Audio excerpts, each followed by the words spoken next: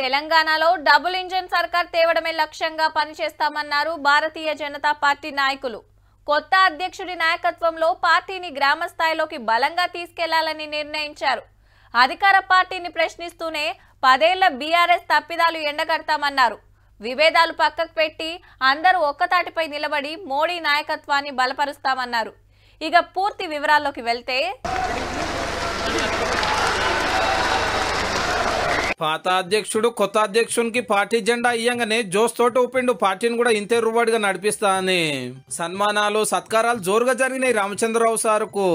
రాష్ట్ర శాసనసభ పైన కాషాయ జెండా ఎగరడమే ఏకైక లక్ష్యంగా ముందుకెళ్లాలి. ఒక మిసైల్ అయిన రామచంద్రరావు గారు ఒక మిసైల్. మన లక్ష్యం ఈ తెలంగాణ రాష్ట్రంలో మోడీ రాజ్యం రామరాజ్యం రావాల్సిందే. గొల్లకొండ కిల మీద కాషాయ జెండా ఎగరాల్సిందే. ఇక కొత్త అధ్యక్షుడు ఫస్ట్ స్పీచ్ లో ముఖ్యమైనది ఏంటంటే డమ్మి అనే మాట దగ్గర దమ్ముంటే ఎదురుగా వచ్చి పోరాడండి, అది అసలైన దమ్ము. క్రిమినల్ అడ్వకేట్ తప్పుడు ప్రచారాలు చేస్తే వాళ్ళ మీద కూడా క్రిమినల్ కేసేసి తప్పకుండా జైలుకు పంపిస్తుంది. కానీ సార్కు 1.25 లక్ష సవాళ్ళు ఉన్నాయి. ఫస్ట్ పార్టీలనే సారు ప్రెసిడెంట్ సీట్లకు ఎక్కక ముందే సీనియర్ ఎమ్మెల్యే రాజాసింగ్ సార్ పార్టీకి పదవికి రాజీనామా పెట్టి రామ్ చెప్పే తెలంగాణలో బీజేపీ రావద్దు అనేవాళ్ళు చాలా జమ అయిపోయినారు. పెద్దోళ్ళు మీ పార్టీకి దండం మీకు దండం అని ఒక లవ్ లెటర్ ఇచ్చి వెళ్తున్నాం. జై శ్రీరామ్. ఒక పార్టీ ఎమ్మెల్సీగా గెలిచిండు కానీ సిటీ లీడర్ కిందనే గుర్తింపు ఉంది ఇప్పటిదాకా.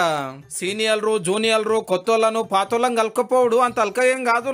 ఆల్రెడీ గ్రూపులు తయారైనాయి బీజేపీలో కూడా.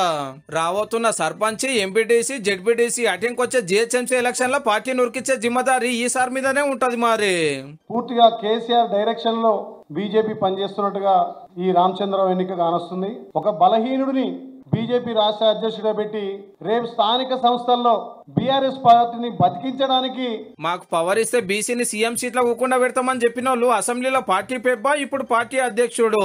2 ముఖ్యమైన పదవులు ఓసీలకే ఇస్తే అదొక రచ్చ కాబట్టి.